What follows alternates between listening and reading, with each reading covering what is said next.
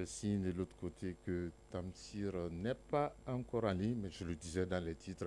Depuis ce matin, la population de Goulamina est en liesse avec cet accueil des grands jours réservé au président de la transition, le général d'armée Assimi Goïta, qui a inauguré la mine de lithium, qui est un investissement de plus de 159 milliards de francs CFA. Cette mine classée parmi pour les autorités comme ressource stratégique, la mine de Goulamina va générer, tenez-vous bien, un chiffre d'affaires en moyenne de 680 milliards de francs CFA. Et c'est le président de la transition, le général d'armée Assimi Goïta, qui a justement inauguré cette mine ce matin, où les populations étaient en liesse, qui ont réservé un accueil mémorable au président de la transition. Goulamina est un village historique qui a d'ores et déjà senti l'impact de cette mine. Bien sûr, la mine de Goulamina est un investissement de 159 milliards de francs CFA et est classé par les autorités comme ressource stratégique. La mine dans la région de Bougouni va générer un chiffre d'affaires à moins de 680 milliards de francs CFA.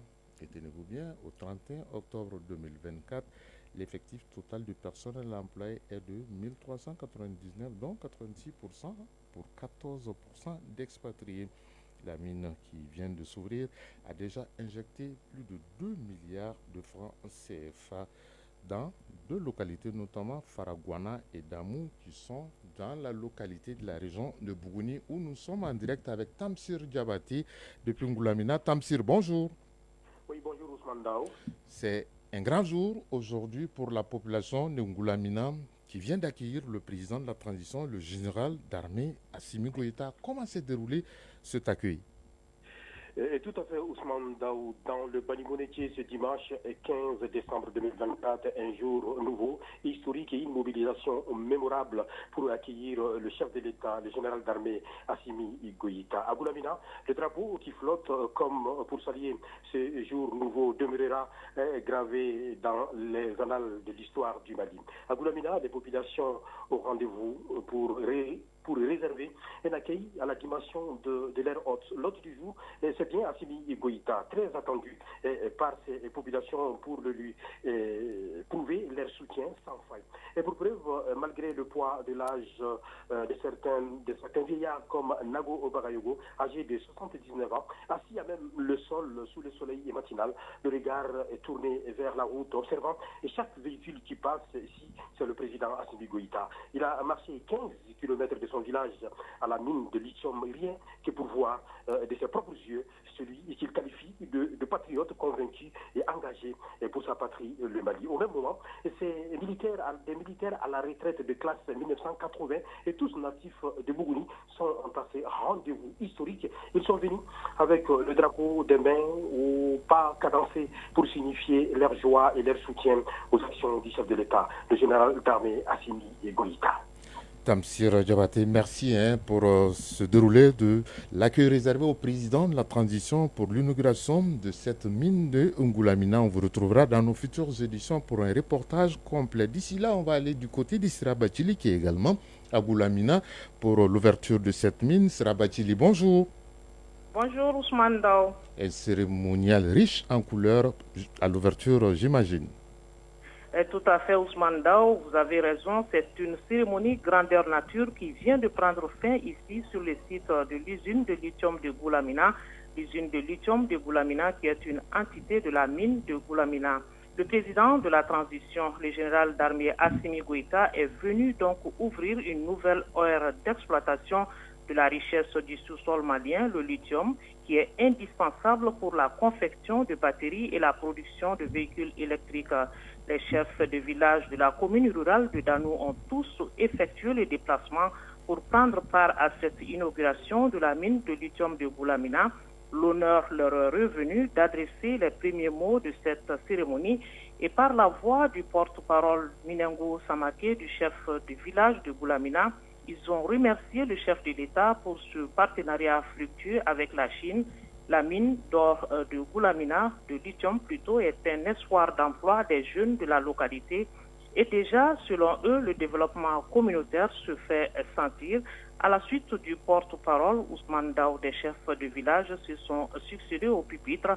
Le PDG de la société chinoise Gansan, le maire de la commune rurale de Danou, l'ambassadeur de Chine au Mali, et le ministre des Mines, Amadou Keïta, et de ses interventions, l'on retient la mise en avant de l'intérêt des différents peuples, le Mali avec ses ressources naturelles et la Chine avec ses technologies mettent en synergie les actions pour un partenariat gagnant-gagnant. La mine de Goulamina va générer plus de 2000 emplois directs et indirects avec un chiffre d'affaires de 400 milliards de francs CFA. Elle sera exploitée pendant une vingtaine d'années. L'assistance a eu droit également à une projection sur la mine de Goulamina, sa capacité de production avec une réserve de 267 millions de lithium.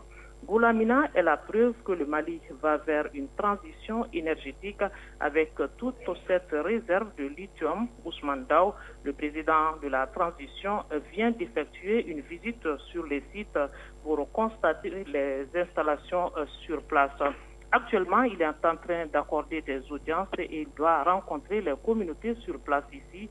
Voilà ce qu'on peut vous dire à chaud sur cette cérémonie. Retenez tout simplement que la mine de Goulamina est ouverte officiellement pour exploitation et cela pour une vingtaine d'années. Ousmane Daw.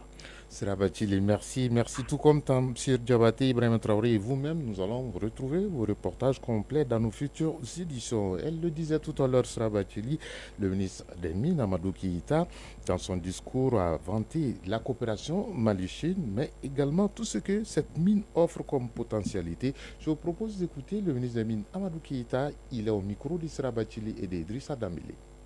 Ces dernières années ont vu ces secteurs prendre un tournant majeur avec l'impulsion de réformes d'envergure qui ont instauré une nouvelle vision stratégique pour l'exploitation des ressources du sous-sol malien. La volonté politique a posé les bases d'une coopération franche avec les sociétés minières en exploitation au Mali.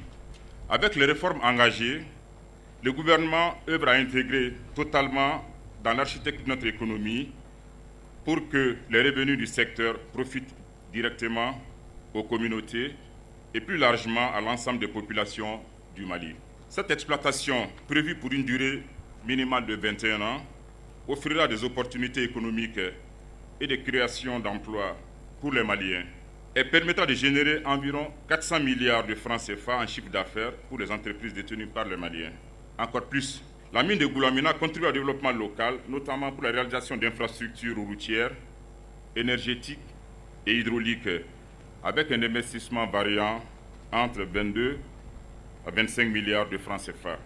D'ores et déjà, Lithium du Mali, SA, a déjà investi plus de 2 milliards de francs CFA sur 3 ans dans les initiatives de développement communautaire, notamment l'amélioration de la santé, la promotion de l'éducation, la création d'activités génératrices de revenus, la construction d'infrastructures socio-économiques de base, l'amélioration des routes, l'approvisionnement en eau potable ainsi que le soutien aux activités socio-culturelles de la région de Bogouné. Après des décennies de production aurifère, le Mali concrétise sa politique de diversification en considérant la compétition internationale qui voit l'émergence de nouveaux pays dans le secteur minier et le rétrécissement des opportunités de projets de recherche d'envergure dans le secteur de l'or. L'exploitation minière malienne se tourne désormais vers d'autres opportunités. La production du spodumène, un minéral riche en lithium, est la finalité de ces projets de la mine de Goulamina.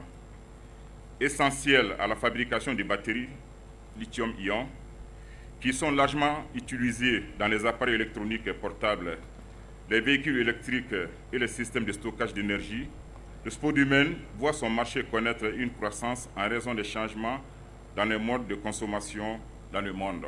La transition dite énergétique, qui oblige notre modèle de développement à passer d'une économie carbonée fondée sur l'exploitation des ressources énergétiques fossiles à une économie électrique, est un facteur encourageant pour la mine de Goulamina, mais aussi et surtout pour notre administration minière qui entend œuvrer à multiplier les projets d'envergure du type de Goulamina sur le lithium et d'autres minéraux stratégiques.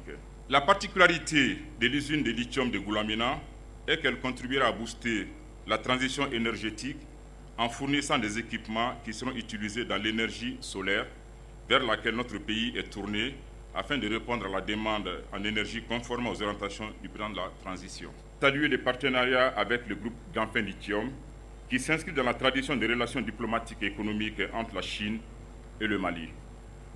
À l'instant, le ministre des Mines, Amadou Kiyita, un extrait de son discours à l'ouverture de la mine de Goulamina qui va générer en moyenne 680 milliards de francs CFA. Cette mine est classée par les autorités comme ressource stratégique, d'où la présence à l'inauguration du président de la transition, le général d'armée Assimi Goïta. Sur un tout autre sujet, c'est parti depuis hier pour la campagne nationale de vaccination du cheptel 2024-2025. C'est le Premier ministre, ministre de l'administration territoriale et de la décentralisation qui a donné le ton au parc à bétail de Konobougou dans la région de Ségou. Cette année, l'objectif est de vacciner 80 640 200 têtes d'animaux et de volailles, toutes espèces confondues. Selon le chef du gouvernement, le général de division Abdoulaye Maïga, cette activité s'inscrit en droite ligne du troisième point de la lettre de cadrage du gouvernement, à savoir la satisfaction des besoins élémentaires des populations grâce à une économie forte. La campagne est placée sous le parrainage du président de la transition, général d'armée Assimi Goïta. Là-dessus, je vous propose d'écouter le chef du gouvernement, le général de division Abdoulaye Maïga, au micro de Mamari Koné Alou Touré de la presse de la Primature. Il est important de rappeler également la place qu'occupe le secteur de l'élevage dans notre économie. 15% du produit intérieur brut, qui permet également à plus de 30% de la population de tirer leur subsistance. Il est également, à mon avis, utile de rappeler le contexte dans lequel nous nous trouvons. Le premier élément de ce contexte, c'est un contexte de souveraineté retrouvée. Ensuite, il est important de rappeler que nous sommes en pleine mise en œuvre de la feuille de route de la Confédération des États du Sahel, tout à fait important. De rappeler les aspects de souveraineté dans tous les aspects socio-économiques de la vie de notre pays. L'État fournit énormément d'efforts. Il y a les subventions de l'État, il y a également l'activité de recensement général agricole couplée à l'enregistrement des exploitants et des exploitations avec un aspect de géolocalisation qui est en cours. Je pense que tous ces éléments participent en tout cas à avoir un secteur de l'élevage assez dynamique dans notre pays. En tout cas, je voudrais inviter tous les acteurs à se mobiliser, comme je l'ai dit, pour que cette campagne soit un franc succès. Ceci est le vœu du chef de l'État qui est parrain de cette activité. Ceci est également le souhait de tout le gouvernement. Soyez sûr que nous ne ménagerons aucun effort afin que notre cheptel soit bien maintenu, en bonne santé. Un vibrant hommage au laboratoire central vétérinaire qui constitue une fierté pour tout le Mali. Et je pense que les efforts effectivement doivent être déployés pour que ce laboratoire puisse continuer ses activités au grand bonheur des Maliens, au grand bonheur bien entendu de la sous-région.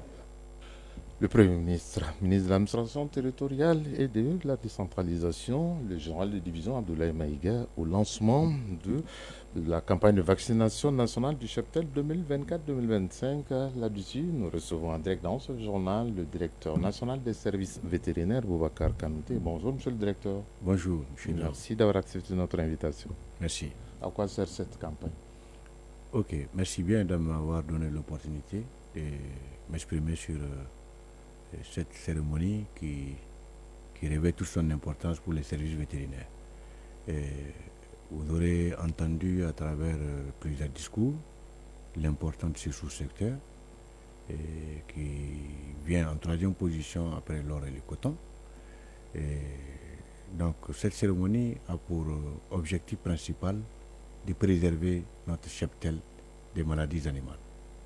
Et c'est une occasion pour mobiliser tous les acteurs de cet élevage afin que les animaux puissent être soumis à la vaccination qui est le témoin sûr de protection contre les maladies animales. Monsieur le directeur, on a l'impression que justement à partir de la campagne de vaccination, on sent un engouement. Est-ce à dire que pendant les autres périodes de l'année, on ne vaccine pas? Non, c'est une occasion seulement pour rappeler. Pour dire que chaque fois que les vétérinaires se présenteront, ils doivent soumettre les animaux à la vaccination. C'est-à-dire que c'est une cérémonie juste de sensibilisation et de rappel. Parce que chaque année, il y a une particularité qui s'ajoute à la campagne. Quelle est celle de cette année? Voilà, cette année, par exemple, le Mali est, à l'instar des autres pays, est dans un programme d'éradication d'une maladie qui est appelée la peste des petits ruminants. Et nous peinons à engranger des résultats contre cette maladie à cause du fait de la stratégie qui a été adoptée, notamment la stratégie de marquage. Parce qu'après vaccination, il faut marquer. Ça permet aux opérateurs de ne pas revenir sur les mêmes animaux les années suivantes. Et ça permet aussi de réduire le budget qui doit être injecté dans la lutte contre cette maladie. Mais les éleveurs rechignent à soumettre les animaux à ce marquage-là. Pourquoi? Voilà, parce que il y a déjà l'intégrité physique de l'animal qui est touché. Parce que la marque, c'est une pince qui prend un petit bout de l'oreille. Et donc les éleveurs trouvent que cet acte... Dans ce cas, qu'est-ce qu'il faut faire pour les convaincre Exactement. quand on sait que c'est les mains les plus importantes? Exactement, c'est de leur dire que ça n'enlève en rien la valeur marchande de leurs animaux. Et que c'est juste une manière de reconnaître ces animaux-là pour qu'on ne puisse pas revenir sur leur vaccination les années suivantes. Et d'ailleurs, c'est même une économie pour l'éleveur. Si vous aviez l'habitude de vacciner tous vos animaux tous les ans, les animaux qui seront marqués cette année ne seront pas vaccinés l'année dernière, donc ça va être déduit de vos dépenses.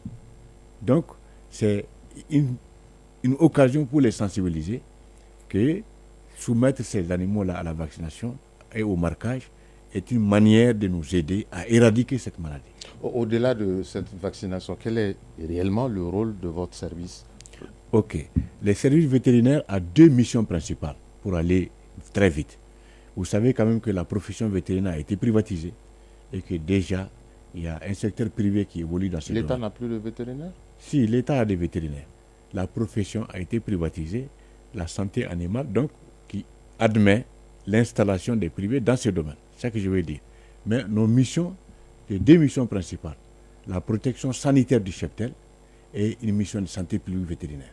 La protection sanitaire du cheptel vise à protéger notre cheptel des maladies animales en mettant tous les moyens en œuvre, réglementaires, techniques, pour que les maladies ne s'introduisent pas dans notre pays et pour éviter leur propagation. Et quand un foyer éclate, les services vétérinaires doivent tout mettre en œuvre pour que le foyer soit circonscrit à un niveau bien déterminé. Et l'autre mission principale, ça c'est la mission de santé publique vétérinaire qui vise à procurer aux consommateurs les denrées d'origine animale de qualité. Justement, est-ce qu'on a de la qualité dans nos assiettes aujourd'hui au Mali? Je ne saurais le dire totalement parce que cela doit relever d'une étude. À ce que je sache, les services vétérinaires, pour ceux qui aident leur mission, nous assurons l'inspection sanitaire de la viande au niveau des abattoirs. Et donc ça, c'est essentiel. Et les marchés? Les marchés, nous sortons régulièrement pour faire le contrôle de ces produits. Et il y a des saisies importantes qui existent à notre disposition. Et vous n'êtes pas sans savoir que dernièrement... Quand on parle de viande, ce n'est pas que la viande rouge, il y a la volaille aussi. Je sais. C'est pourquoi je voulais vous orienter tout de suite vers les saisies que nous venons d'effectuer à Caille, et à Ségou et à Bamako. Les cuisses de poulet vers lesquelles notre population sont en train de migrer alimentairement. Voilà. Donc, ces cuisses leur importation est interdite. Mais malheureusement, par des voies frauduleuses, le marché se trouve inondé. Et ça veut dire que vous n'avez pas les moyens suffisants pour faire face à l'assiette des Maliens contre les dangers? Si, on a les moyens. Mais vous savez que la fraude se trouve dans tous les domaines. Dans tous les domaines, la fraude existe. Et donc, le combat contre cette fraude, c'est le combat de toute la population, parce que c'est une partie de la population qui le fait. Et donc, comme les agents de la sécurité, les structures de la sécurité demandent, nous aussi, nous demandons à la population de nous aider à lutter efficacement contre ces fraudeurs. Justement, voilà. Dernière question, monsieur le directeur, vous venez de le dire, les éleveurs sont réticents à la vaccination. Quel est ce message à leur endroit, mais également à l'endroit de ceux qui ont des animaux à la maison? Les éleveurs ne sont pas réticents à la vaccination contre toutes les maladies. Vous savez, les maladies animales sont nombreuses. Ils ont pris des habitudes de vacciner contre certaines maladies. Il faut leur faire comprendre que vacciner contre la nouvelle là, qui est là, ce n'est pas une nouvelle maladie, mais la nouvelle vaccination aussi contribue à protéger les cheptels. Et donc c'est ce message que nous sommes en train de transmettre à ces gens-là, à ces éleveurs, pour qu'ils viennent nombreux au moment des passages des vétérinaires. et cela contribue à protéger leur épargne. Parce que nous considérons les animaux comme de l'épargne au niveau des campagnes. L'épargne paysanne, ça c'est les animaux. Nous mettons notre argent dans les animaux et en cas de problème, on en prend pour subvenir aux besoins. En tout cas, je vous remercie, monsieur le directeur, d'être venu nous voir ici dans ce studio, dans le journal Le 13h d'Image, pour nous parler du lancement de la campagne nationale de vaccination du cheptel. Et c'est le Premier ministre de l'administration territoriale de la décentralisation qui a donné le ton au parc à bétail de Konobougou cette année. L'État vise à vacciner 80 640 265 têtes d'animaux et de volailles. Vous êtes Boubacar Kanouté, directeur national des services vétérinaires du Mali. Autre titre de ce journal, le Collège des chefs d'État de la Confédération de l'AES a défini les contours des relations futures entre la CEDEAO et l'AES. Les ressortissants de l'espace CEDEAO n'ont pas besoin de visa pour se rendre dans un pays de l'AES. Ils ont le droit d'entrer, de circuler et de s'établir dans l'espace AES. Cela en conformité avec la législation de la Confédération. Pour plus de précisions sur cette décision, je vous propose d'écouter la lecture de la déclaration par le ministre des Affaires étrangères et de la coopération internationale, Abdoulaye Diop. Déclaration du Collège des chefs d'État de la Confédération des États du Sahel, AES, sur la libre circulation, le droit de résidence et d'établissement des ressortissants de la CEDEAO dans l'espace de la Confédération des États du Sahel. Le Collège des chefs d'État, vu le traité portant création de la Confédération des États du Sahel, AES, adopté à Niamey le 6 juillet 2024, vu la charte du Liptako Gourma du 16 septembre 2023 instituant l'Alliance des États du Sahel, convaincu de la nécessité de poursuivre les luttes héroïques menées par les peuples et les pays africains pour l'indépendance politique, la dignité humaine et l'émancipation économique, fidèle aux objectifs et idéaux de la Charte des Nations Unies et de l'acte constitutif de l'Union africaine, guidé par l'esprit de fraternité, de solidarité et d'amitié, engagé à renforcer les liens séculaires entre les peuples d'Afrique, déclare 1. La Confédération des États du Sahel, AES, est un espace sans visa pour tout ressortissant des États membres de la Communauté économique des États de l'Afrique de l'Ouest, CEDEAO. 2. Les ressortissants de la CEDEAO ont le droit d'entrer, de circuler, de résider, de s'établir et de sortir sur le territoire des États membres de la Confédération des États du Sahel dans le respect des textes nationaux en vigueur. 3.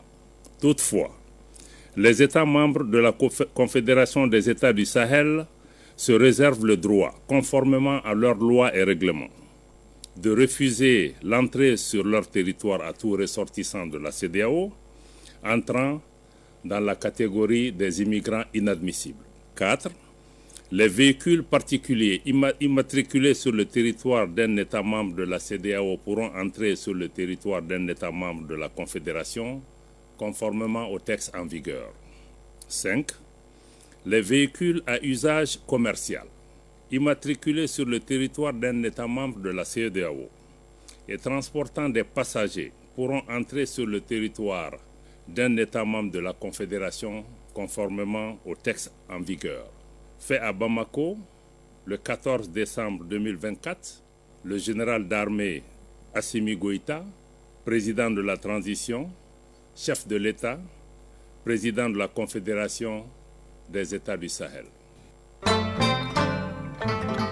13h25, actualité hors du Mali. Nous accueillons dans ce studio en direct Lansine Keita qui va nous amener en Namibie. Bonjour Lansine. Bonjour Ousmane Daou. Dans ce pays, l'opposition obtient l'accès aux documents de la commission électorale 2 semaines après les élections générales. L'opposition continue et conteste toujours la victoire de la SWAPO. Cette décision de vérification va changer quoi dans ce pays? La justice namibienne a autorisé l'opposition à accéder aux documents de la commission électorale pour vérifier qu'il n'y a pas eu d'irrégularité. Cette décision de justice intervient après la contestation du scrutin et la victoire de la SWAPO, le parti historique au pouvoir depuis 34 ans par l'opposition. Elle ne reconnaît pas cette victoire tout simplement parce qu'elle estime que le scrutin avait été largement perturbé par des problèmes logistiques, notamment un manque de bulletins. Cela a entraîné des files d'attente interminables de citoyens qui ont patienté jusqu'à tard dans la nuit pour voter. Une élection prolongée de 3 jours a également été mise en place dans certaines villes. Avec cette décision de justice, les partis d'opposition auront la liste complète de chaque bureau de vote. Chaque bureau, leur objectif est de prouver que l'élection ne s'est pas déroulée comme prévu, qu'il y a eu des irrégularités et donc qu'il est légitime d'en contester les résultats, à savoir la victoire de Netumbo Nandi Ndewa. La vérification donne l'espoir aux principal parti d'opposition, les patriotes indépendants pour le changement, d'engager une procédure d'invalidité des résultats du scrutin. Donc, dossier à suivre, Ousmane. Merci, Lansini Keita. On va vous retrouver à la fin de ce journal pour la rétrospective de l'actualité. D'ici là, nous recevons Bemba Sibi, en direct également. Bemba, bonjour. Bonjour, Ousmane Dao. Tout d'abord, vous allez nous amener en Guinée-Conakry où la période de la transition va aller au-delà du 31 décembre prochain. Oui, Ousmane Dao, les autorités guinéennes justifient leur décision par les contraintes liées à l'exécution de la charte de la transition. La machine serait encore à la phase de la refondation de l'État et le pouvoir y met un point d'honneur. Pour les responsables guinéens, la mise en place des conditions de stabilité durable, c'est le plus important. Le référendum pour la nouvelle constitution se fait toujours attendre.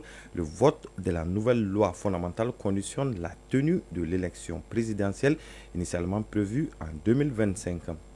D'ici là, la rencontre tant attendue ce dimanche entre le président de la RDC, Félix Tshisekedi, et celui du Rwanda, Paul Kagame, en Angola, a été annulée. Les pourparlers prévus ce dimanche entre les dirigeants du Rwanda et de la République démocratique du Congo pour mettre fin au conflit dans l'est de la République démocratique du Congo ont été annulés, a annoncé il y a à peine une heure la présidence angolaise. Contrairement à ce à quoi nous nous attendions, le sommet n'aura plus lieu aujourd'hui, a déclaré aux journalistes le responsable média de la présidence angolaise, Mario Giorgio. Avant ce sommet, en Libye, on continue de bombarder et d'endommager les raffineries, notamment les groupes armés. C'est la raffinerie des Zawiya qui a été visée. Les réservoirs de la raffinerie des Zawiya ont été gravement endommagés aujourd'hui par des affrontements entre groupes armés qui font rage dans son périmètre. Selon l'annonce faite par la Compagnie nationale des pétroles qui précise dans un communiqué que les incendies provoqués par les combats sont très préoccupants et s'inquiètent de la propagation potentielle de fumée dangereuse, tout en appelant le gouvernement libyen à prendre des dispositions pour protéger ces installations. La raffinerie des Zawiya, située dans l'ouest du pays, traite le pétrole brut provenant du vaste champ du Sahara, l'un des plus importants de Libye. La raffinerie des Zawiya traite environ 120 000 barils de pétrole brut par jour. Tel n'est pas le cas de l'Égypte, qui amorce sa transition énergétique avec l'inauguration de la plus grande centrale photovoltaïque du pays. Et oui, la centrale a été inaugurée hier à Assoua, au sud du pays, dans le cadre de ses efforts pour booster la production d'énergie renouvelable et réduire les coupures d'électricité. La centrale a coûté 500 millions de dollars sur financement de la Banque mondiale à travers la Société financière internationale et l'Agence japonaise de coopération internationale. Elle a une capacité de 500 MW et devrait générer 1500 gigawattheures d'énergie par an. Elle peut alimenter, par exemple, environ 300 000 foyers. Le gouvernement égyptien prévoit d'augmenter la part des énergies renouvelables dans son mix énergétique à 42% d'ici à 2030 contre 11,5% l'an dernier, a précisé le Premier ministre égyptien lors de la cérémonie d'inauguration. Très loin de l'Égypte, qui est une terre de football, sur le continent, on va aller sur la terre de football mondial. Vous l'aurez deviné, il s'agit du Brésil, le pays d'Edson Arantes do Nascimento, Pelé, où l'ex-bras droit de l'ancien président Jair Bolsonaro a été arrêté hier. Après la révélation d'un projet présumé de coup d'État au Brésil par des proches de l'ex-président Jair Bolsonaro, l'étau se resserre encore autour de lui. Son ex-bras droit, ex-ministre de la Défense et colistier lors de la présidentielle de 2022, Walter Braga Neto, a été arrêté hier à Rio. Il est soupçonné d'entrave à la justice et d'avoir payé et donné les ordres de tuer l'actuel président Luiz Inácio Lula da Silva et son vice-président après leur victoire au scrutin. On termine par ce tour d'horizon par l'île de Mayotte, ravagée par un cyclone meurtrier d'une force exceptionnelle. Des toitures arrachées, des poteaux à terre, des arbres arrachés, des quartiers entièrement dévastés. C'est l'image qu'affiche l'île française de Mayotte après avoir été frappée par un cyclone hier. Un cyclone tropical d'une ampleur exceptionnelle qui a ravagé l'île. Pour l'instant, 14 morts et plus de 250 blessés ont été recensés selon les centres hospitaliers de l'île. D'où la tenue de COP pour trouver des solutions au réchauffement climatique. Et la COP 16 sur la désertification s'est achevée hier à Riyad, en Arabie Saoudite, après plusieurs jours de discussions sur les stratégies de lutte contre la dégradation des terres.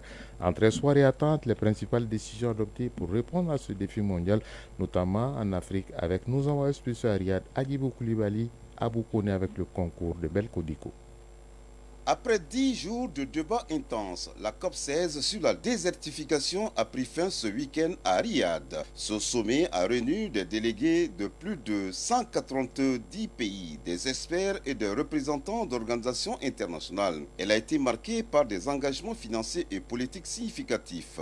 Les participants ont annoncé 12 milliards de dollars pour lutter contre la désertification et renforcer la résilience à la sécheresse, notamment dans les pays vulnérables.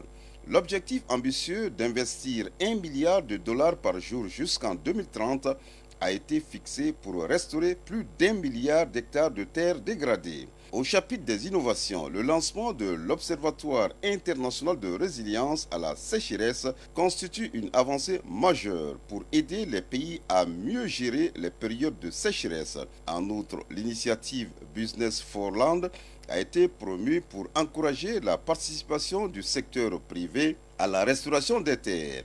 Sur le plan humain, la conférence a mis en avant la création de caucus dédiés aux peuples autochtones et aux communautés locales, garantissant leur voix dans la gouvernance mondiale des terres. Par ailleurs, une attention particulière a été accordée à la jeunesse et à l'inclusion des femmes dans les politiques de lutte contre la sécheresse. Du côté scientifique, l'extension de l'interface science-politique SPI permettra de fournir des recommandations solides pour une gestion efficace des terres. Les experts ont également souligné une aggravation de l'aridité mondiale avec 77,6% des terres montrant des conditions plus sèches depuis les années 1990. Enfin, le Royaume d'Arabie Saoudite a confirmé son engagement en annonçant des projets totalisant 60 millions de dollars dans le cadre de l'initiative verte saoudienne, ainsi qu'un soutien accru à la coordination internationale sur les tempêtes de sable et de poussière. Cette conférence marque une avancée notable grâce à des actions inclusives, des financements conséquents et un soutien renforcé à l'innovation et à la sécheresse. Riyad, Agibou Koulibaly et Abou Kone pour l'ORTM.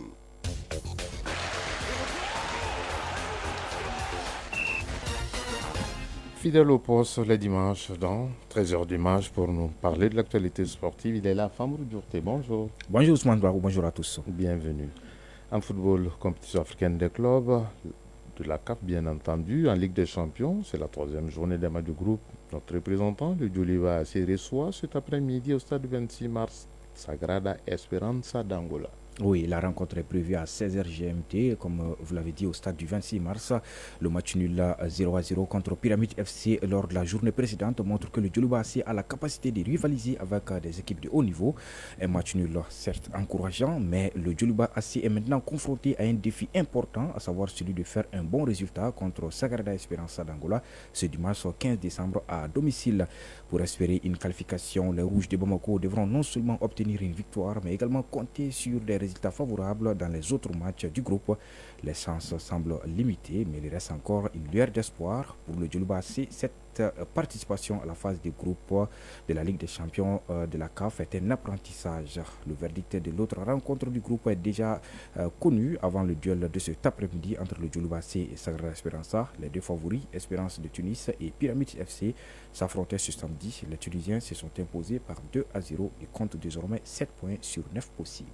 Dans l'autre compétition de la CAF, notre deuxième représentant, le stade malien de Bamako, sera en déplacement au Maroc pour défier une mastodonte de la compétition, compétition, la Renaissance sportive de Berkane. Oui, pour les Blancs de Bamako, c'est ça le deuxième match de suite à l'extérieur après le 1-1 concédé en Angola la semaine dernière face au CD Lunda Soul d'Angola. Ce duel RS Berkane Stade Malien de Bamako constitue le choc du groupe B de la Coupe de la Confédération avec 6 points. Les Marocains de Berkane partent favoris dans cette confrontation, d'autant plus qu'ils auront l'avantage d'évoluer devant leur public dans une condition météorologique défavorable au stade malien. Et l'objectif du stade malien ce soir au Maroc, c'est de ne pas perdre avant de prétendre à un hold-up en terre étrangère. Le match RS Berkane Stade Malien de Bamako est prévu à 19h GMT. Famourou Djourté, on va rester au Maroc pour parler justement de la cérémonie des CAF Awards. Vous entendez par là la remise des trophées aux meilleurs joueurs de l'instant dirigeant du football africain. Et le Mali est cette année sur la liste pour un trophée individuel.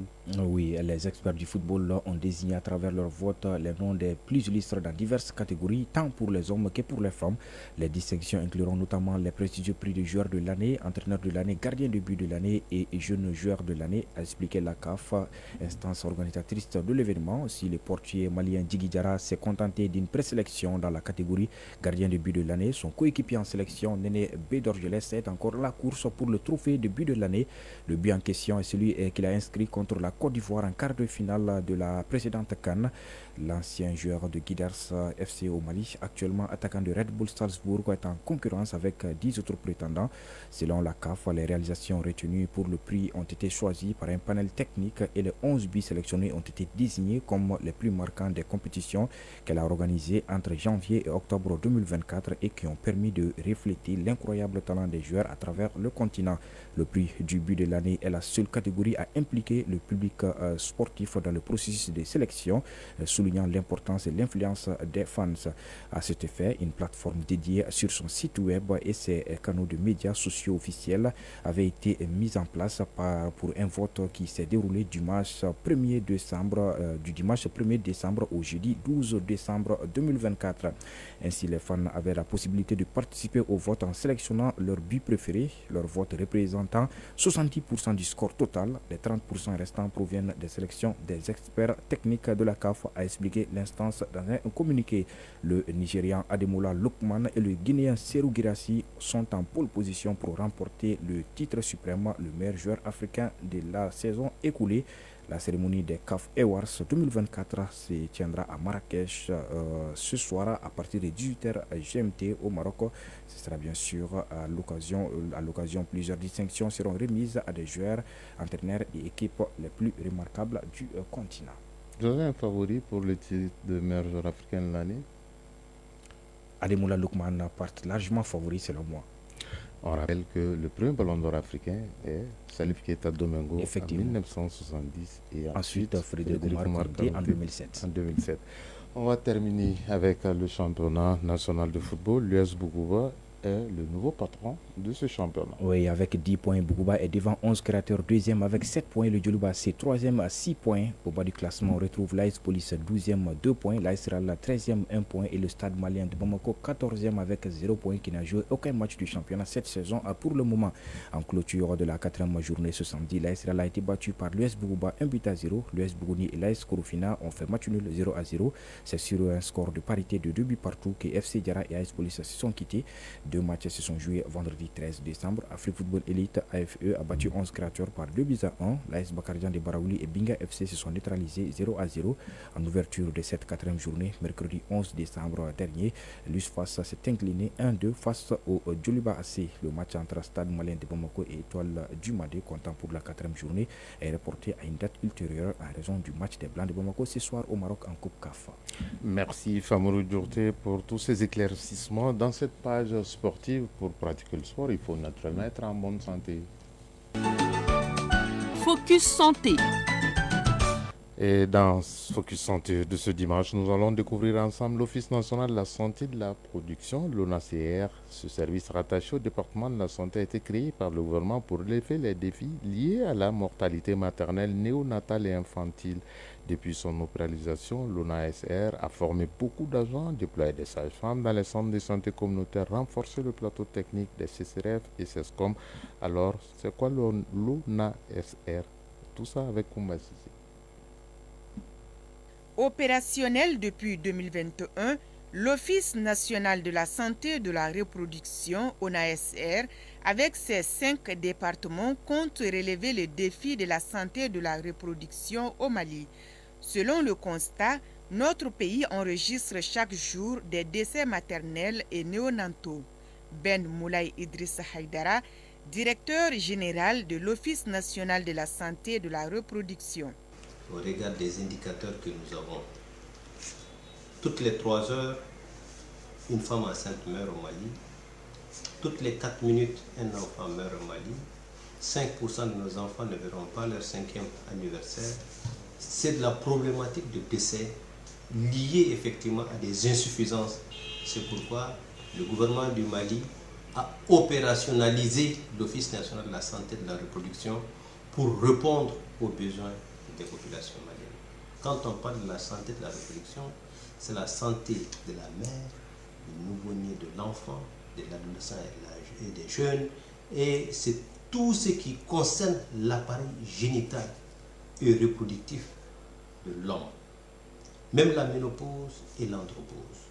Donc la procréativité est vraiment aujourd'hui le problème effectivement que l'ONASR doit vraiment gérer. Les causes des décès maternels et infantiles au Mali sont connues. Ben Moulay Idriss Haïdara.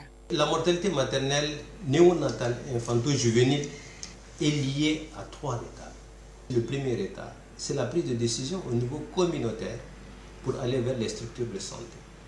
C'est aussi le changement de comportement qu'on doit opérer au niveau effectivement des communautés pour accepter d'aller vers les soins. Le deuxième état, c'est tout simplement aller du village vers le centre de santé en empruntant effectivement des moyens adaptés pour aller vers les structures de santé. Et le troisième état, c'est quand on arrive vers le plateau technique. Est-ce que le plateau technique répond aux normes pour la prise en charge effectivement du patient? En 2 ans d'activité, la direction de l'ONASR a mené plusieurs activités, comme par exemple la formation des agents et le déploiement des sages-femmes dans les centres de santé communautaires. Ben Moulay Idriss Haïdara. Nous avons 63 centres de santé de référence opérationnels, 65 je vais dire, et aujourd'hui nous sommes à 1686 centres de santé communautaires. Donc la moitié de ces structures de santé communautaires, dans la moitié nous n'avons pas de personnel qualifié. Nous sommes aujourd'hui à peu près à près de 400 sages-femmes qu'on a pu redéployer depuis 2 ans dans les structures de santé. L'ONASR est en train de travailler aussi sur le redéploiement à travers notre nouveau projet appelé Télimani des médecins internistes vers effectivement les centres de santé en périphérie pour développer des thèses. L'équipement des structures de santé, aujourd'hui nous sommes à plus de 200 structures de santé équipées. En plus de cela, nous travaillons à prendre en charge ce qu'on appelle le besoin des adolescents et des jeunes. Plusieurs campagnes de mobilisation sociale s'organisent en République du Mali. La campagne de planification, qui est vraiment couplée au dépistage du cancer du col et du sein. Nous sommes en train de lancer maintenant les journées de maternité à moindre risque. Malgré la progression des activités, la mobilisation des ressources reste un défi majeur à relever. Mais les initiatives ne manquent pas pour impliquer toutes les couches de la société dans cette lutte en faveur de la santé et de la reproduction. Ben Moulay Idriss Haïdara, directeur général de l'Office national de la santé et de la reproduction. Nous avons beaucoup de structures de santé qui ont été affectées par cette crise. Nous avons eu les inondations. Donc toutes ces difficultés sont là en face d'une structure qui a été créée effectivement dans tout ce contexte et qui réellement réduit l'action de l'ONASR effectivement dans ces zones. En plus de cela, nous avons la rareté des ressources. Donc c'est pourquoi il y a eu d'autres initiatives qu'on est en train de développer pour essayer de prévenir effectivement ces aléas qui peuvent empêcher à la femme d'être heureuse en donnant la vie. Qu'ils soient structures publiques ou privées, Partenaires techniques et financiers ou sociétés civiles, l'ONASR a besoin du soutien de tous ces acteurs pour faire face à la problématique de la santé de la mère, du nouveau-né, de l'enfant, des adolescents et des jeunes au Mali, dixit le premier responsable de la structure. Il est 13h46 à Ngoulamina, région de Bougouni. La principale information, c'est de ce côté du Mali où le président de la transition, le général d'armée Assimi Goïta, a inauguré ce matin la mine de lithium qui est un investissement de plus de 159 milliards de francs CFA. La mine de Ngoulamina va générer un chiffre d'affaires moyen de 680 milliards de francs CFA. Nous reviendrons sur cette inauguration dans nos futures éditions avec nos envoyés spéciaux Ngoulamina, Ibrahima Traoré, Tamsir Diabaté et Sira Bachili et Tamsir que vous avez entendu juste à l'entame de ce 13h dimanche qui vous a été présenté par Ousmane Daou. Mise en ligne Alimata Ouattara. Mise en onde Alimata Ouattara, la mise en ligne a été assurée par Amadisso, réalisation Lansine Keita que vous retrouverez juste après moi pour la rétrospective de l'actualité et la coordination a été assurée par Bemba Sibi. Bon après-midi à toutes et à tous, excellente semaine. Je vous retrouve demain lundi à 13h, toujours avec le même plaisir de vous servir. Chacun de nous ne peut être une étoile, mais tâchons de briller pour éclairer là où nous sommes. Au revoir et à très bientôt.